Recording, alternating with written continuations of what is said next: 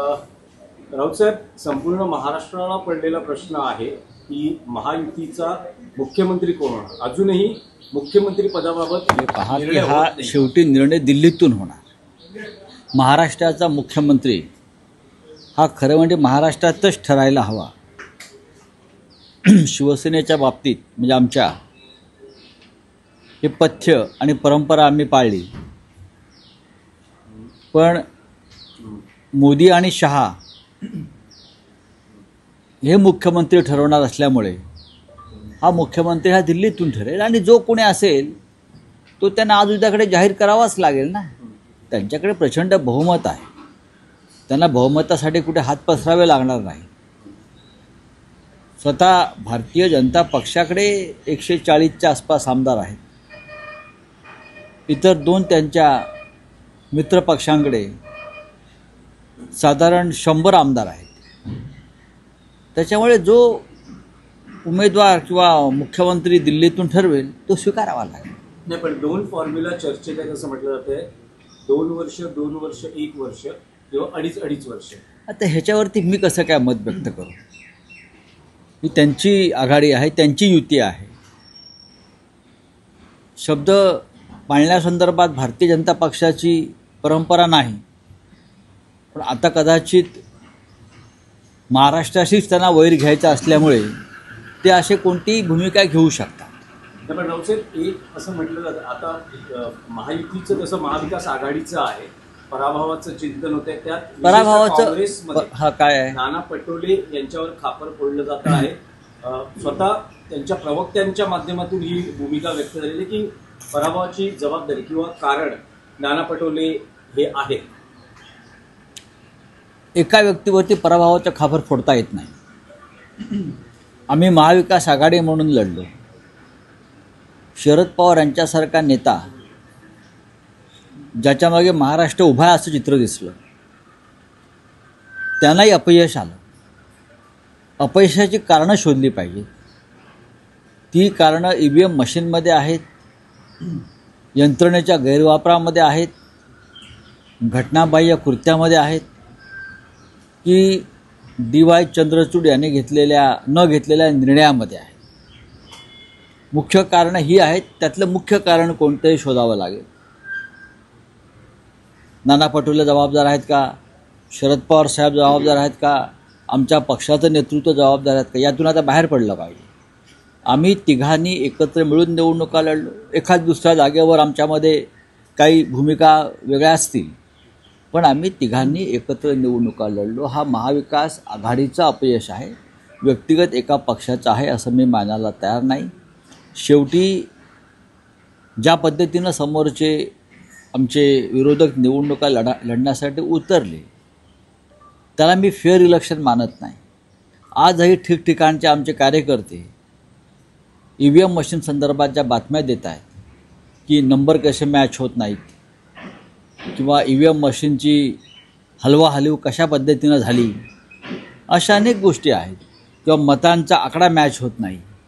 जसं नाशिकमध्ये एक उमेदवाराच्या घरामध्ये 65 मत आहेत कुटुंबात आणि त्याला 4च मतं पडली. कुटुंबात 65 मतं आहेत, कुटुंबात संपूर्ण. त्याचे काही कार्यकर्ते असू शकतात प्रमुख, त्याच्यावर काम करणारे, आणि तो एका राजकीय पक्षाचा कार्यकर्ता उमेदवार आहे. त्याची बायको, त्याची आई, त्यांची मुलं, त्यांचे वडील, बहिणी हे एकत्र आहेत आणि त्यांना 4 मतं पडावीत, हे जरा गडबड आहे या सगळ्या ह्याच्यामध्ये. डोंबिवलीमधल्या आमच्या लोकांना लक्षात आलं की EVM मशीनचे नंबर मॅच होत नाही आणि त्याच्यावरती आक्षेप घेतल्यावरती तो आक्षेप मानायला निवडणूक आयोगाचे लोक तयार नाहीत. हे महाराष्ट्रात ठिकठिकाणी घडल्याचं स्पष्ट होत आहे.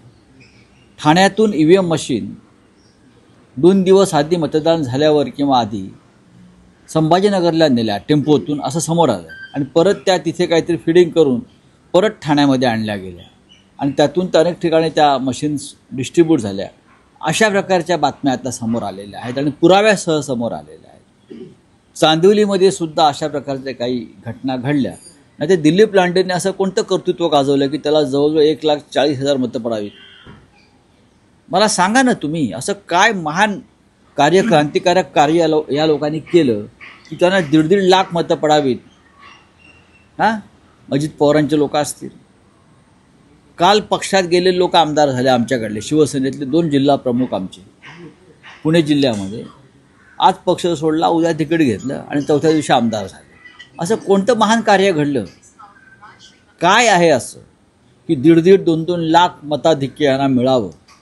ह्याच्यामुळे संशयाला जागा आहे. आणि प्रथमच मला आश्चर्य वाटतं की पवारसाहेबांनी आतापर्यंत कधी अशा प्रकारचा संशय व्यक्त केला नव्हता मशीनच्या बाबतीत. काल त्यांनाही असं वाटलं की काहीतरी गडबड आहे. नाही, पण त्यांनी तक्रारी आल्या आहेत. कारण तुम्ही जे नावं घेता, डोंबिवली, चांदिवली, दहिसरमध्ये सुद्धा मनसेच्या उमेदवारांनी केलं. धुळे ग्रामीण आहेत ना, सुद्धा एकाची संस्था होती, त्याच्या कार्यकर्त्यांनी मत दिली असं म्हणायचे 0 मत मिळाली. 0 मत आहे. तक्रारी आहेत. जवळजवळ आमच्याकडे आता 450 तक्रारी जमा झालेल्या आहेत EVMच्या संदर्भात. आणि आम्ही त्या वेळेला आक्षेप घेऊन सुद्धा त्याची दखल घेतली गेली नाही. अशा वेळेला ह्या निवडणुका सरळ मार्गानं झाल्या असं तुम्ही कसं म्हणू शकता? म्हणून माझी परत मागणी आहे, हा निकाल तसाच ठेवा आणि पुन्हा ही निवडणूक बॅलेट पेपरवरती घ्या आणि मग निकाल पहा काय लागतो. घ्या ना. सकाळी 10:30 वाजेपर्यंत पोस्टल मतदान जे आहे, पोस्टल बॅलेट जे मतपत्रिकेवर होत, त्याच्यामध्ये आम्ही आघाडीवर आहोत सर्वत्र. मतपत्रिकेवर जे मतदान मोजलं गेलं सकाळी, त्याच्यामध्ये महाविकास आघाडी ही आघाडीवर आहे. तो कल आहे, तो ट्रेंड आहे त्या भागातला. आणि तासाभरामध्ये आम्हाला जागाच मिळत नाहीत. हे शक्य आहे का? मला सांगा ना तुम्ही. आणि तासाभरामध्ये आम्हाला जागाच मिळत नाहीत. हे शक्य आहे का? मला सांगा ना तुम्ही. काय नेमकं करणार काय आहात? कारण असीम सरोदे बघा, आम्ही रडीचा डाव खेळत नाही की आम्ही हारलो म्हणून नाही बोलतोय. बॅलेट पेपरवर निवडणुका घ्या हे आम्ही गेले 10 वर्ष सांगतो. आता ते म्हणतील की झारखंडला जिंकला नाहीत का? मग झारखंडला तुम्ही जिंका, महाराष्ट्र आम्ही जिंकतो ना. असं करा ना एक दिवस. झारखंडला जिंकला नाहीत का? हां, तुम्ही एक दिवस असं करा मग EVM मशीनमध्ये घोटाळे करून. याला झारखंड आम्ही जिंकतो, महाराष्ट्र तुम्ही जिंका. आता उत्तर प्रदेश बरोबर एखादं लहान राज्य असेल ना कुठलं, तर ते लहान राज्य विरोधी पक्षाला जिंकायला देतील EVMच्या माध्यमातून आणि उत्तर प्रदेश, बिहार ते जिंकतील.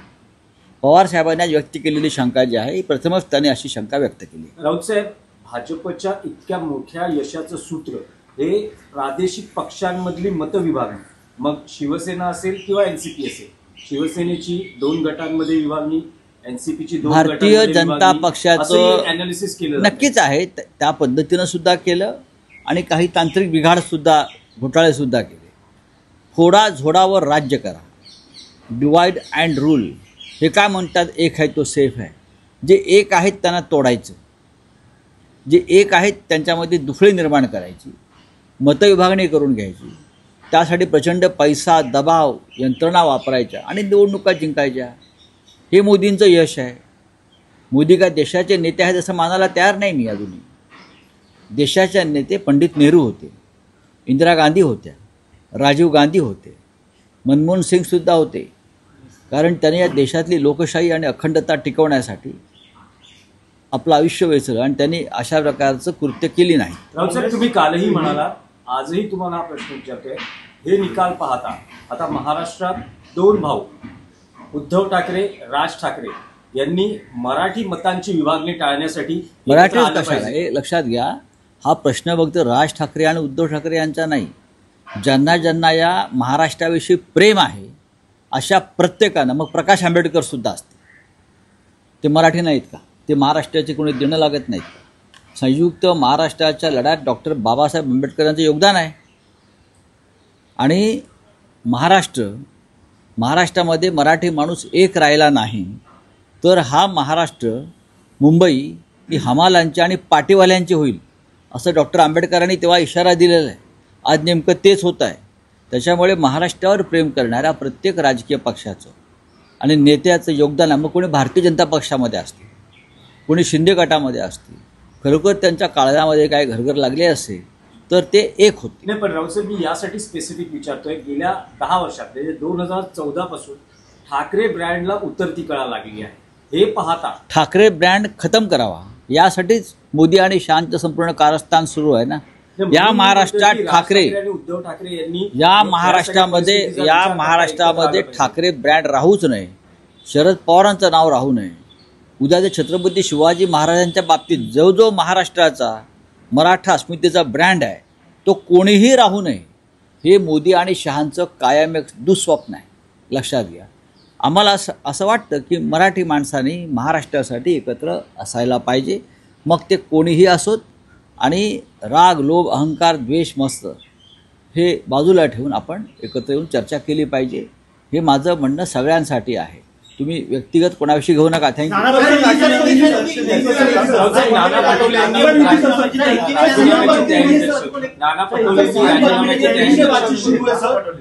नाना पटोलेंनी पराभवाची जबाबदारी स्वीकारत मी मगाशी माझं मत त्याच्यावर व्यक्त केलं आहे. ही कोणा एकाची जबाबदारी असत नाही, सामुदायिक जबाबदारी असते. नाना पटोले हे त्या पक्षाचे प्रांताध्यक्ष आहेत, पण त्याचबरोबर महाराष्ट्रामध्ये इतर अनेक ठिकाणी प्रमुख नेत्यांचा पराभव झालेला आहे. आणि मी असं म्हणतो की या पराभवाचं खरी कारणं शोधावी लागतात. या पराभवाची मी कोणावरही टीका करणार नाही, कोणी हरलंय कोणी जिंकलं म्हणून.